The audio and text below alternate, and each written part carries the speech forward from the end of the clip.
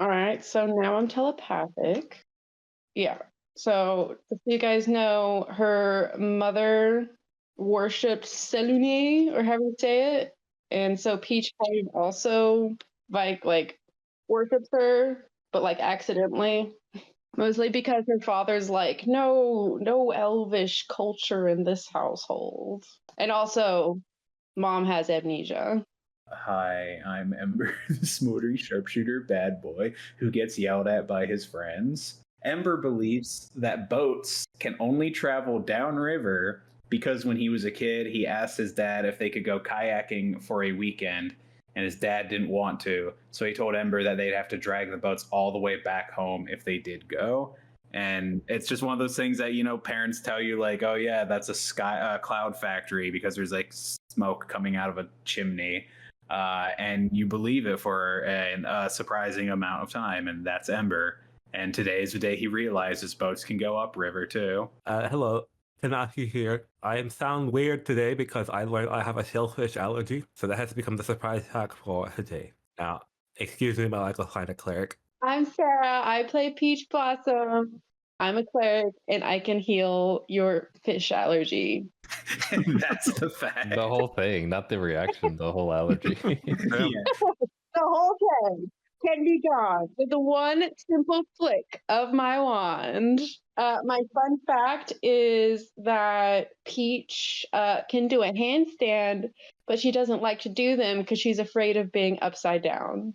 Hi, my name's Aaron. I play Ephraim, transfer student turned main character turns. I sure do yell a lot in this D&D game character. Fun fact about Ephraim, just like 85 to 90% of the population, he's right-handed. But when it comes to using a pole arm, he's ambidextrous. Any pole, in fact. Yeah, and I am James, I am your DM. So where did we leave off last time? Y'all made the whole circle and went to Riverguard Keep, and you found Shop and Jolliver Grimjaw, and you couldn't really get any information out of him. He was very terse, very kept off, and you ended up making a scene about cluster headaches and not getting much for it, but you did get inside the keep and see a little bit of what's going on. And then we went back to Feathergale Spire and asked them what's up. You went to Feathergale Spire to check up on Lemon Lime. She seemed to be doing okay for herself. She was hanging out with Lord Commander Maraska, and it seems like everyone's kind of afraid of her now. But you talked to Lord Commander, and he kind of told you about some shady characters hanging out at a monastery he's seen deeper in the Somber Hills, which you also passed by. And it sounds a lot like these guys are the ones with the mask that you discovered before. So I think we left off with you guys leaving. Okay, so we're headed back into the Supper Hills. But when you reach the base of the hill that leads up to the Feathergale Spire, there's a small camp, very small camp. Okay, you spot it from a ways off, which is a little surprising because it seems to be only like a camp of one. And you see, like way in the distance, there's a figure kind of like waving at you. Huh.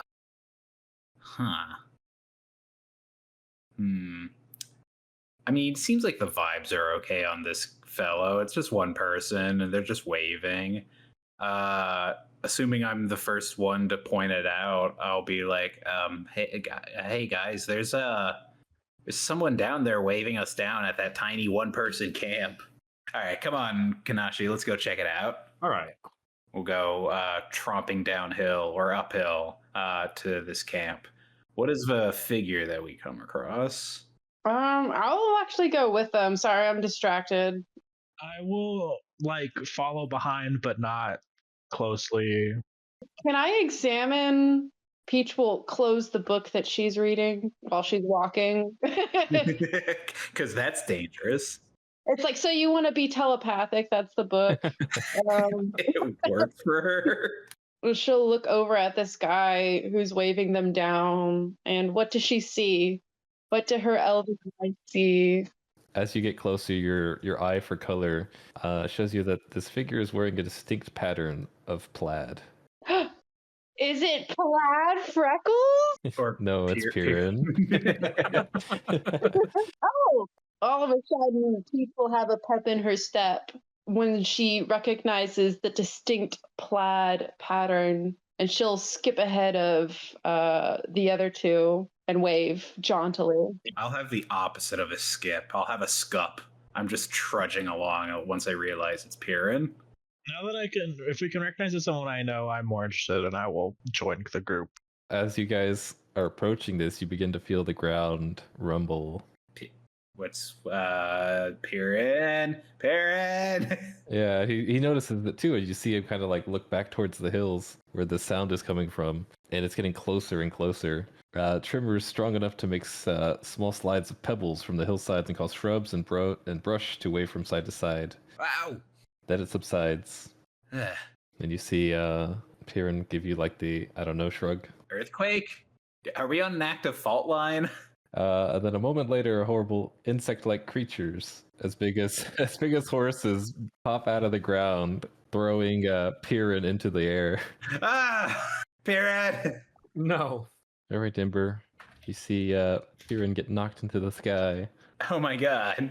How close is he to one of these bug monsters? Oh, he's in the air above him. Like the thing came up under him and knocked him up. So I'm just gonna take a shot. I'm gonna take a shot at that big bug that's like right under ya boy Piran. Was it regular speed stick? Hiya! Does a 12 hit? It do not. Shit. Glances off the chitin. Ember will be like, "You leave him alone." And I'll run 25 feet towards this one, trying to get its attention so it doesn't just like eviscerate him in midair. I'll be waving my arms, being like, "Come here, kill me." Okay, it sees you way over there, and it is going to get distracted. Yeah. It's going to spit acid at you like a termite. Ugh. 9 acid damage. Ah. I will try to recharge. Nope, he's all out of acid. Okay, first things first. Ember's looking a little not okay, but we shall make him okay with the power of positivity. Oh, I got exactly as much HP back that I've lost. And that was just a bonus action. Now, what do I want to do? Peach is much more inclined to attack monsters, so she will use her new handy dandy spell, I guess, and she will cast a spiritual weapon, but it's actually Citrine nectarine. Alright, so she'll make a floating weaponized peach next to I guess the one that was holding Kieran. I'll just do a little horn. Oh no, this one's angry. Okay, I take 7 peach damage. Smells delicious. It doesn't mix well with the smell of acid. Phoenix is going to run far right. I always knew. And use a guiding bolt. He really only has one move, huh? It's a good move. That's all he needs to do. It fits. It's very Phoenix, right? Go on, Kanashi. Show them why they call you serial killer Kanashi. They call me that? I would like to plant my feet and go, serial killer Kanashi. Charging up? I don't know.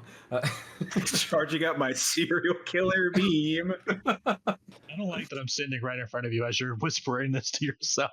I'm going to change this to serial killer beam. This is my short bow. Does a 14 hit? It does. All right, sick. Cool. 11 points of damage. Okay, well, everything is really far away. Although the worst one I'm worried about is flying in the air, and no one did anything to help this poor kid.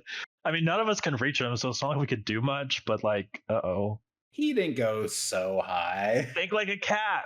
That's what I'll yell to him. And then I will move 30 feet to this guy, and I'll smack him. Yeah. Does a 16 hit? Yeah. Okay, then I would like to hit him, and then I'm going to use my new move that I learned. So 2 extra damage, and then I need a wisdom saving throw. Oh boy. That is a 13. He has disadvantage on any attack rolls against targets other than me. Oh, good, because he's going for you. Gonna tank, it's my job. And then Piran comes crashing down. And all right, he's not looking good. Oh jeez. Oh gee. He falls back into the hole that they dug up out of, and he's not moving. Oh. His feet are hanging out. Piran, you all good? So I will, reading the rules this time, cast a Zephyr Strike. and give myself advantage on one attack roll on my turn. So I will do a regular speed stick strike. Kia! A 23 to hit. So 18 damage total so far. I think that's where my damage stops. I don't think I can add anything more to it. Yeah, actually, I'd like to move. All right, this one's gonna move for Peach. So I'm gonna bite Peach. Does an 18 hit? So 2d6 plus 3. So that was 13 bite damage. Oh no, Peach! It should have been me, not her. Plus a little bit of acid splash. And you are grappled in the mandibles. Okay. Ember's plan did not work. He moved too far away. God damn it. He opened the road to Peach.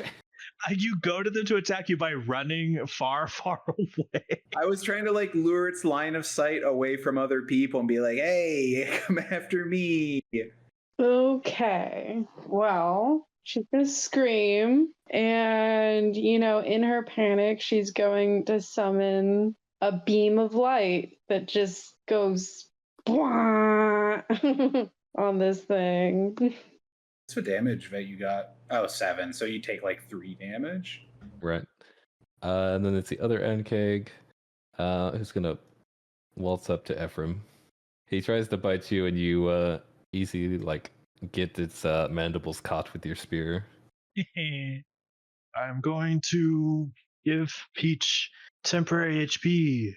She gets 2. Whoa. I'm helping. And then I'll smack the guy in front. Does a 15 hit?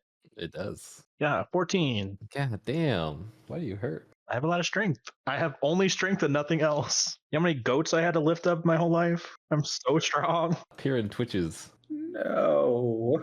Ember, seeing that Peach is in danger and it was his fault, is very much like, no, it's my fault. No, and he's gonna take a shot at the Ankeg, and he's gonna see if he can hit it in the eye or something, and be like, "Why did you pay attention to me, Dad?" 19 to hit. Hey, I actually can roll this extreme blast for once. That is that much 21 damage. God damn! Hell yeah. You'll slap. Okay, well you say, why didn't you pay attention to me, Dad? And you let the arrow rip. And it goes straight through its head and rips its guts out, or not its guts, its brains out. Pancakes classically have intestines in their upper head area. Everybody knows. And it falls over dead and drops. I'll just move 25 feet over this way. Ember is now focused on the battle. He's like, these Onkegs have to go. They're hurting people. And he's like, I'm going to kill that other Onkeg. Not before it kills Ephraim. No. No. That thing hasn't hit me once. What do you mean kill It only Ephraim? had 2 attacks. Let's try it.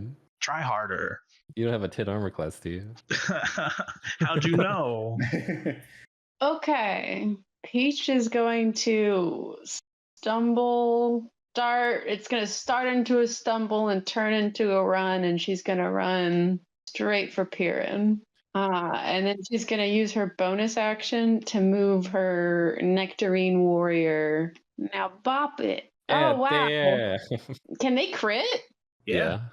Magic damage can crit. But it's struggling to bite Ephraim. It can't get past his pole, and this thing sneaks up behind it and just cracks its head open. Yeah. So he sends it spinning like a drill, like the pointy end first. But yeah, both the Onkegs die. And looking at Piran, he's got like a bloody nose, and he's really scraped up. Is he dead? Not dead. Yeah. He obviously had the wind knocked out of him, so he's just like on the ground, paralyzed. Peach will put her hand in front of his face and ask him how many fingers is she holding up. He says 1. Oh God, I'm holding 6. All right, you're gonna be okay. And she pets him on the head, and then she starts getting bandages out of her bag. Yeah, Ember's actually gonna go over and be like, Peach, are you okay? Yeah,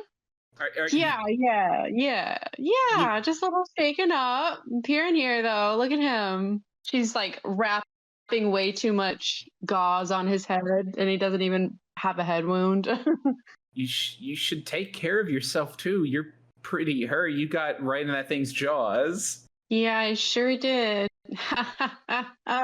I'll say, here, Peach, I'll help you with your wounds, and I'll help you with whatever you do in this situation. Ember is obviously shaken up by his friends being in danger. He's gonna step aside. Oh, thanks, Ephraim. But yeah, Piran slowly comes to.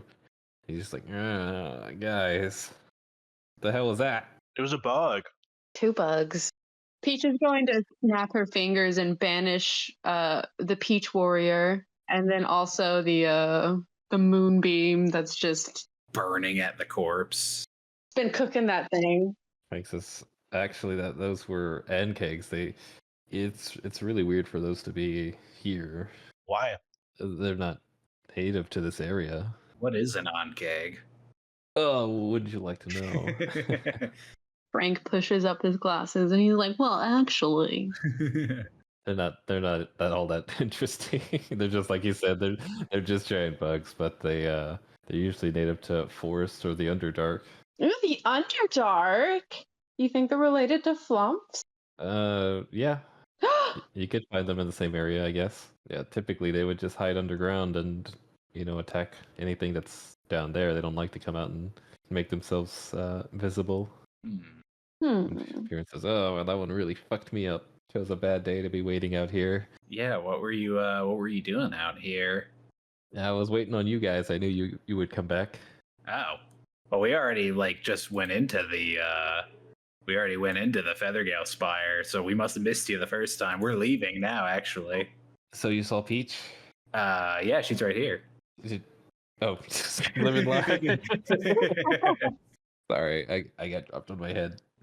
Living line. That's fair. Yeah, we did. She's kind of scary. Exactly. I'm trying to tell you guys, those people. They're doing something to her. I don't know. She seemed different. She went on a hunt the other day, and she came back different. Oh, the Manticore?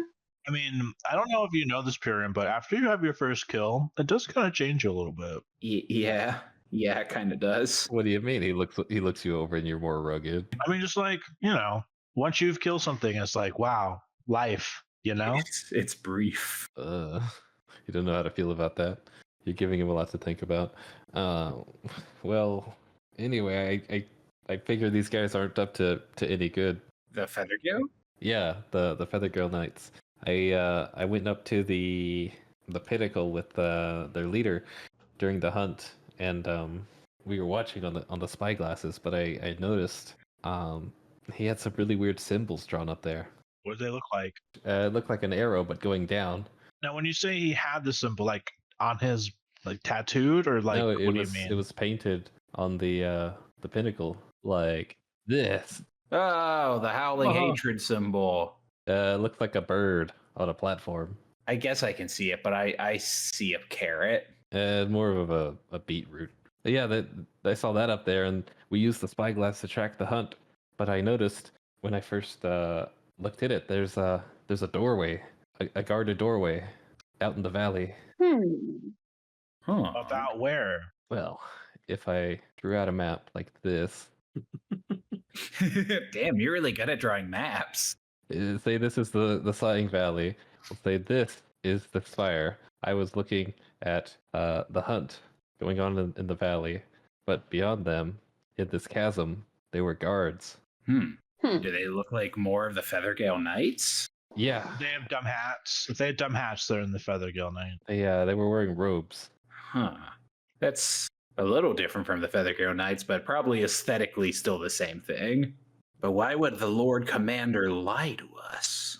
I guess maybe he didn't lie to us necessarily, but he didn't tell us they had a secret clubhouse. I mean, why would he tell us that?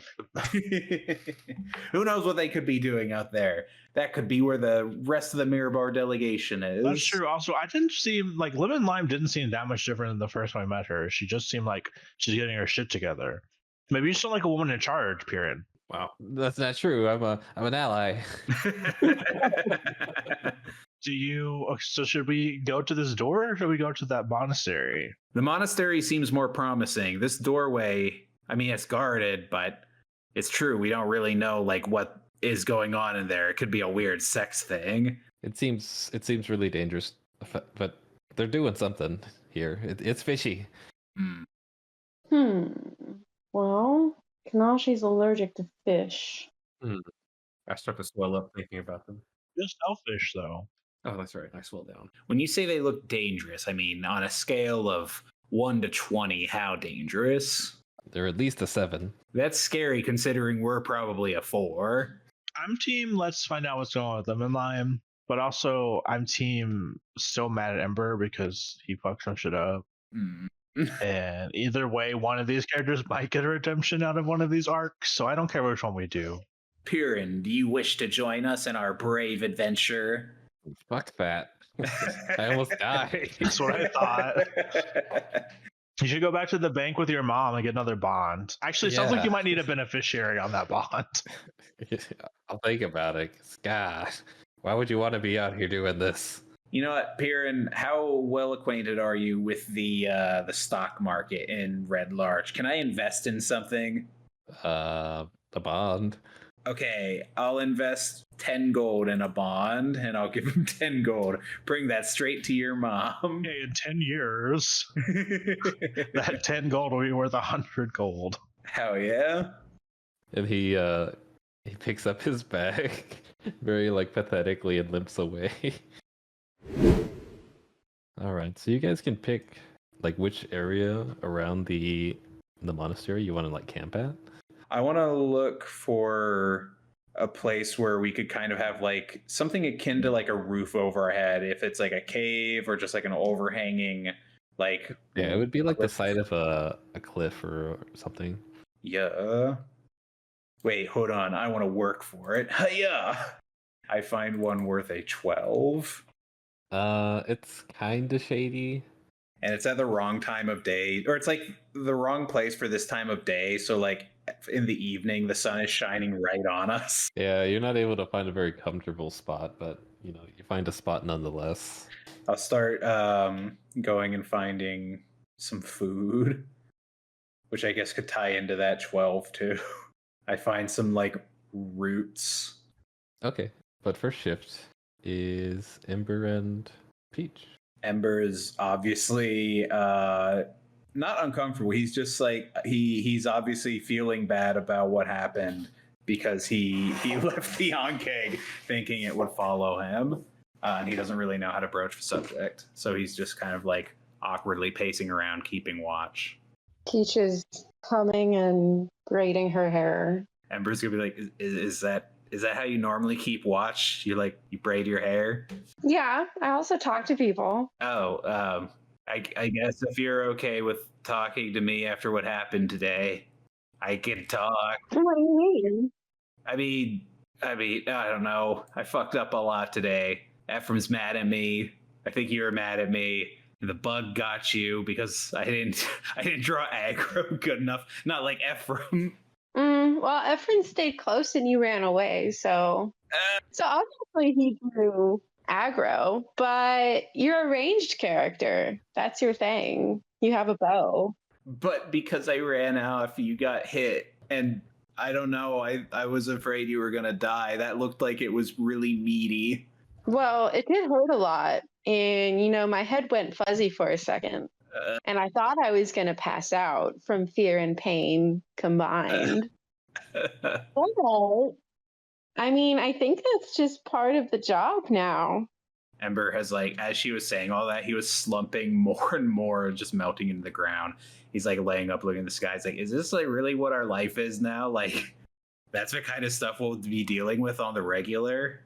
Mm-hmm. Well, you joined the Zentarum. You're going to be dealing with all kinds of shady characters that may try to stab you in the back. I joined the Emerald Enclave, and we go out on adventures and help people. But who knows what kinds of creatures we'll find when we're out there in the wild. And then Ephraim, he's part of the Lord's Alliance. They're basically cops. That's a dangerous job. We really signed up for this, huh? We did. But I think eventually the pros will outweigh the cons, and the danger will all be worth it. Not to mention we're all together. I mean, even me, though, with being at the Zentarum. I think that was Personally, I wouldn't have joined the Zentarum just because I've heard they're shady. But I mean, so far, as long as you hold true to yourself, you're not a bad person. Ember will think on that, and he will do more small talk throughout the night. But I think that's all the character growth Ember will have. He just thinks about that. So nothing happens on your watch, and you eventually wake Phoenix and Ephraim. And I guess Phoenix starts. He says, back at it again, huh?" It's nice though. You can see all the stars. Yeah. He's thinking you can see him at home. Well, yeah, but you don't sleep outside normally, unless you're Ember. Well, anyway, do you feel any differently about Ember? After today, I feel like he doesn't know how his abilities seem to work, What do you and mean? he cheats and lies. That He can't be honest to his friends, and he got Peach hurt. So that's not looking too hot. I feel like he's not holding his weight in the group and as a friend. Oh no. That's a lot. That's heavy. I can't speak to what you think of him as a friend or anything, but I think he's trying his best. Well, sometimes you try your best and you don't succeed. I do think he is trying, but I just think he's going in the wrong direction. Good night. Okay. Yeah. Hey, Phoenix, what's your favorite color? Go with the very bright green. Okay, I'll say, oh, perfect. I have just the thing, and then I'll pull out from my bag, and I'll be like, I don't talk about this very much because we don't ever talk about personal things. This isn't personal. About fun things, It's always very serious here. Yeah. But I really like collecting gemstones, and if you like bright green, I have the perfect one for you. And I'll pull out of my bag, and I'll give him no, it's Peridot. But yeah, it's green. It's like a bright green. I'll be like, if that's your favorite color, I'll give you this gem because it will remind you of me every time you see it. Oh, that's lovely. Well, thank you. I'll treasure this forever. Wow. Kanashi, do you want to do anything overnight? Sure, I'll hang out with Frank. You're in the tent. You see Frank scribbling furiously into a notebook. What you got there, Frank? Oh, I'm just writing notes about the stuff that happened today. Yeah? Are you afraid you're gonna forget? Because you're writing really fast. I just think it's really weird that those oncakes were out here. Is this not where they live? No, they live in the Underdark, or Oh. in places way greener than this. Could you tell me what the Underdark is? I have no idea. All right, the system of caves that lie beneath the Forgotten Realms. It's a maze of tunnels. And there's all kinds of strange creatures that live down there. Something is either drawing them here or forcing them to leave the Underdark. That's my theory anyway. Do you know why they call me serial killer Kanashi? No, I tried to ignore that. Why did they call you that though? Well, that's why I'm asking. I don't know. Oh, no, I don't really know you. Okay. Well, I'm Kanashi. I'm Frank. Nice to meet you. And I put my hand out. We've met. I know. Frank, I have something's up with my memory, Frank. No, I'm not going to make the joke. What joke? I'll be Frank. No, I'm Frank. No, I know. Hi, I'm Kanashi. And I put my hand out for a handshake. But yeah, the night goes quietly, and the next day you're perfectly able to mosey on to the Sacred Stone Monastery in the morning. Now the question is, do we approach brazenly, walking straight in, or do we scope the place out?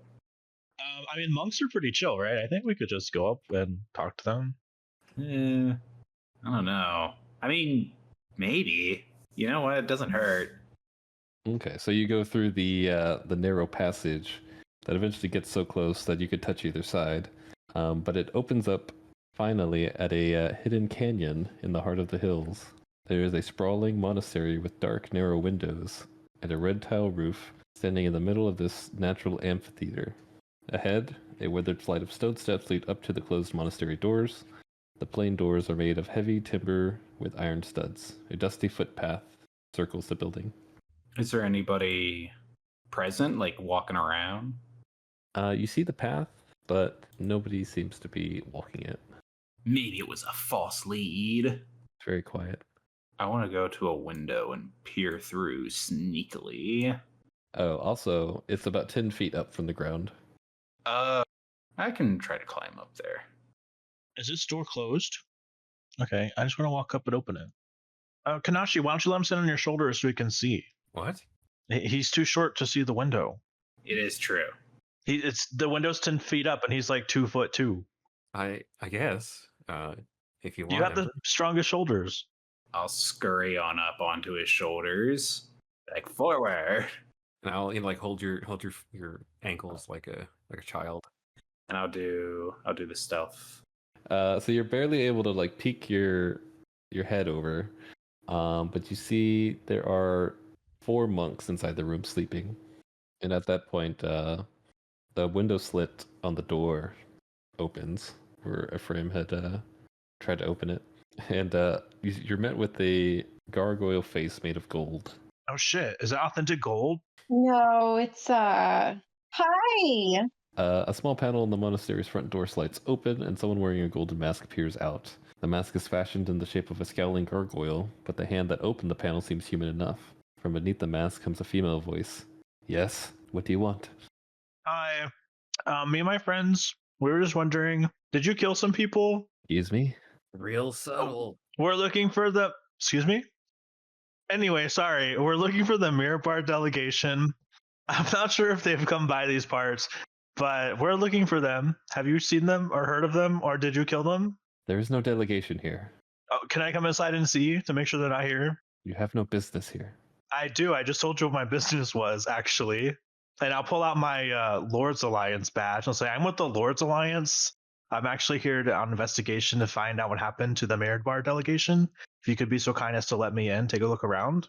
Your delegation is not here, and your Lord's Alliance has no influence here. We'll see about that.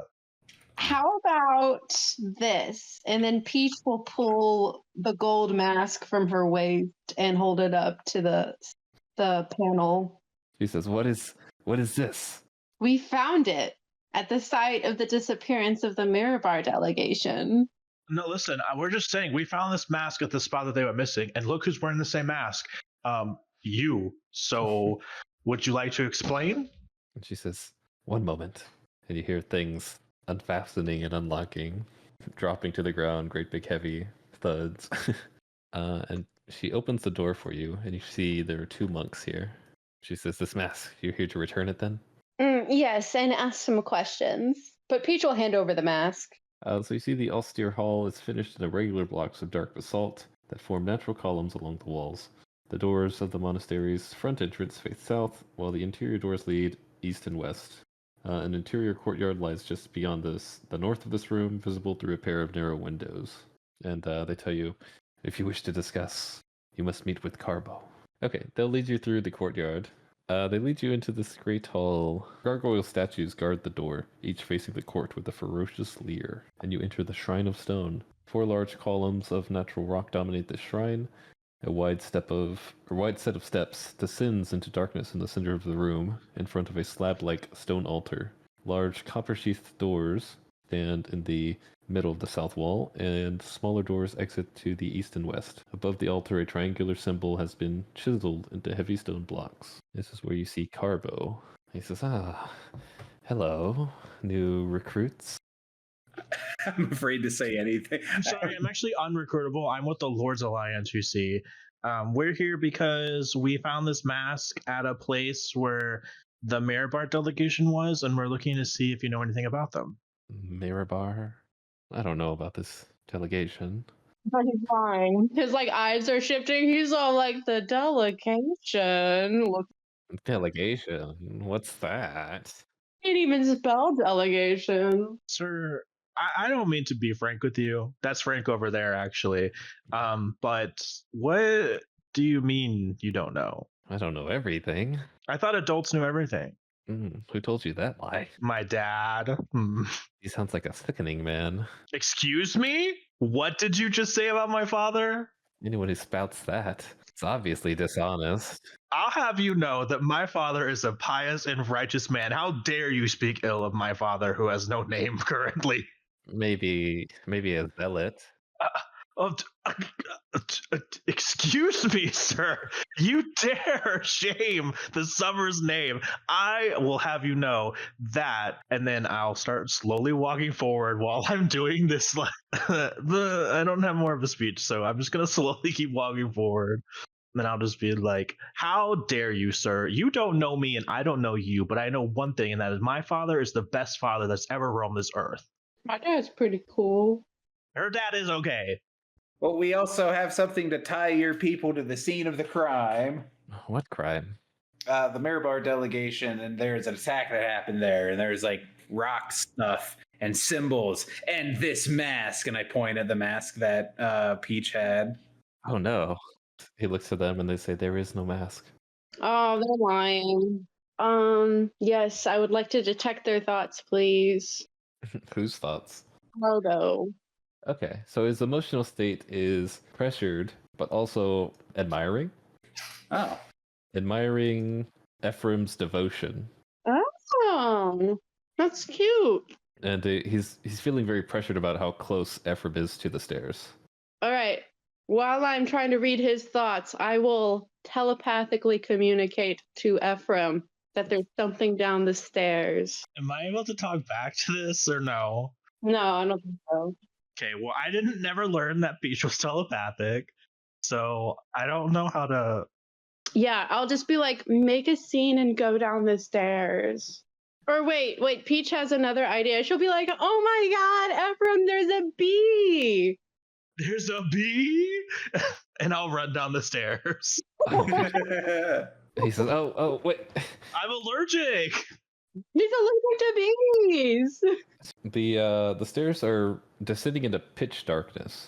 Yeah, I'm gonna just dash after him after I guess I hear him stop because it's dark, and I'll be like, don't worry, I have the EpiPen, and I'll run down.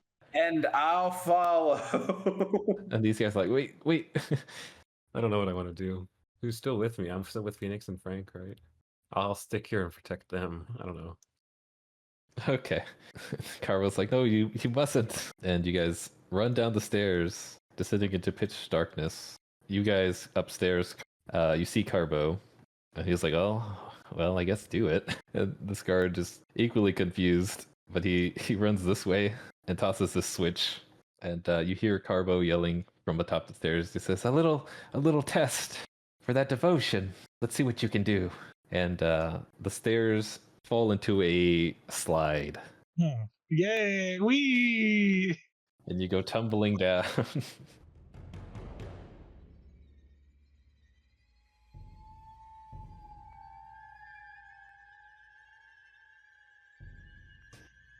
Is it still dark?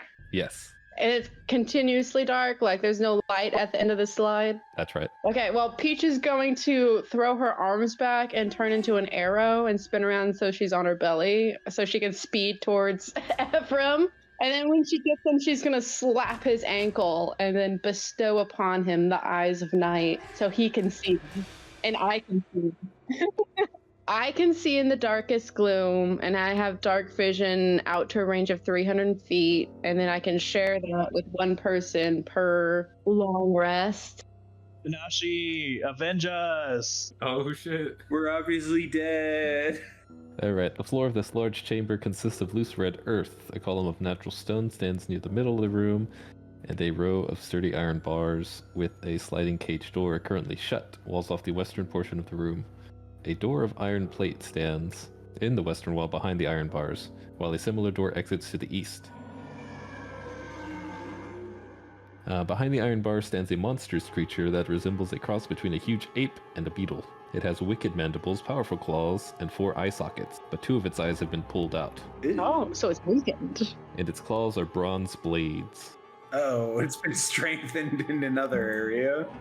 The creature bellows and thrashes in rage, constantly testing the bars and clashing or clawing at the walls. What the fuck is that? Wait, can I actually see it? How dark is it in here? It's pitch black. Oh no, what's that noise? Okay, so you two land prone as we enter initiative. Oh fuck. Oh, Hey, you monk guy, what's down there? Oh, why don't you go down there and find out? No, nuh-uh.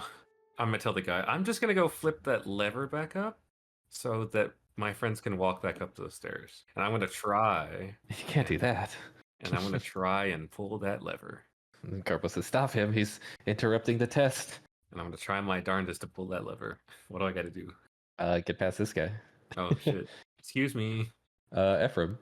Okay, I'll use half my movement to get up because I'm prone. That thing kind of freaks me out, but not that much. So I'm just gonna move up and be like, "What are you doing in there, buddy?" This guy says the test to show how much that I appreciate my dad, and no one is ever gonna let my dad down more than me. So I gotta keep trying. Okay, do you want to do a persuasion? For what are you trying to persuade him for? Is that what I'm doing? I'm trying to persuade. I have to stand up for my beliefs and my father. Okay, you're challenging him. So that sounds like an intimidation. He is goaded. Now he's really slamming the gates. Well, there's not much Ember can do besides open up his explorer's pack, find a torch, and light it. Egad! I will toss the torch, like, over here. All right, his turn. He's gonna brush up against the door and try slamming it. Ugh. Ah, he kicks the door open. Oh, hell. It now has access to you. Hello, Kanashi, it's free. Hit the lever. I'm trying, and I'm like arm wrestling this guy. Peach. what can I do here? I was going to try to give it a Peach to see if it was hungry. Peach will brandish her wand and she'll say, by the light of Selruni, or I don't know her name. By the light of the elven goddess. Moon prism power, make up. She does a little twirl. Yeah, and now I also fill the room with dim light. So there's like double dim light now. That's crazy. I have 2 temporary hit points. And then I'll roll for more temporary hit points as people do their turn. So pay attention. And then I'll also, I'll move.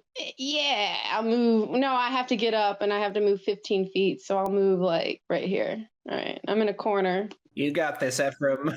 All right, Qarbo up top is gonna direct the rest of his guards. He says, them there, in the hole. Grab them. What would you like Frank and Phoenix to do as these guards move in towards them to grapple them? Frank should kick one of them in the nards. Yeah, yeah, Frank should do that. No, do that. And then Phoenix should guiding bolt one of them. Oh shit. Did Frank get a nat 20? No, it's a 17, so it still hits. Okay, nice. It's just I don't know you. And then kicks him. All right, and we're gonna hit a guiding bolt on this one. And he shouts, "This is self-defense. With God as my witness." He says, "You have to release my friends." And he shoots the guy with the guiding bolt. So he does 16 points of damage. Damn. They're going to attempt to grapple. Frank is able to escape narrowly, but Phoenix is not. Phoenix is grappled. Qarbo's just going to sneak off. Oh, no, hold on. Wait a minute. Show them why I call you serial killer Kanashi. Give me a grapple, Kanashi. Oh, no. So the Black Earth Guard is able to grapple you. Damn. Next turn we start shoving. Kanashi, it's your turn. All right, let me see. Oh, hell yeah. I don't like being grappled. I remember what Phoenix told me about my rights. So I look, I crane my neck to look at this guard who's holding me, and I say, drop it. Drop. As I use my commanding lightning, you hear a little rumble of thunder outside the monastery as I cast this is a command spell on him. Wisdom save versus 11. I got 18. Ah, shit. Hey, please. I'll drop you down the stairs. All right, that's my turn. Ephraim. Okay, I will defiantly stand at the door and smack him. Mac, oh no, you should pluck his eyes out. I'll aim for the eye. 22. I hit him, so I will. So 13 damage, and then the next attack roll against him has advantage. All right. That actually does good for setting me up. I will go ahead and do a longbow strike. And I think actually favored foe. Yeah, I'm just gonna shoot him with an extreme blast and hope that with advantage I hit. 22. That hits. Nice. All right, here we go. Kia, 18 damage. I guess I'll do a Zephyr Strike now and just have it ready to go next turn as far as the damage goes. I will move to take cover behind this big column. And that's my turn. Let's see. 3 attacks, 2 with the claws, 1 with the mandibles. Oh, hell. Here are my 2 claws. Let's see, I got a 14 and a 20. 20 hits. 1 plus 5, 6 damage Oh, jeez. from his brass claws. Actually, no, that's different. Oh, because he's got, like, blades, right? He's got brass claws. So an extra 1d8. Add 6 to that. Oh, my God. And then he bite. Oh, my God. That's an 11 to hit. Doesn't hit. Boo. So I took 12 damage. Jesus Christ. Thank God the tank is up front. If At all least 3 of those hit, I will die. Okay, well, let me move the zone. So, we gotta lay the support. yeah, I'll do that. I'll bless everybody in this room and taste the turn. All right. Let's try and grapple Frank again. He's still able to evade. Hell yeah, Frank's slippery like an eel. What do you want him to do? Kick him in the nuts again. Does Frank have any skills or talents? No. He can try to help Phoenix break out of his grip. Just do a little help action. See, what do you want Phoenix to do? I say since we have Frank doing the help action, he could try to like break out of the grapple. He breaks free. Ooh. Now what? You should move over to help Kanashi. Okay. They both holding hand run over to Kanashi. And Kanashi, I can move you half of my movement speed, and I'm gonna say it takes an action to shove you down the stairs. And Qarbo's gonna come over here like, no, you don't. Into the hole with you. Can I try and break this grapple? Yeah. Beat an 18 plus some. I will not. You ain't going nowhere. He's holding you like by the neck above the stairs. I'm trying to get his hand off my scruff. It's not working.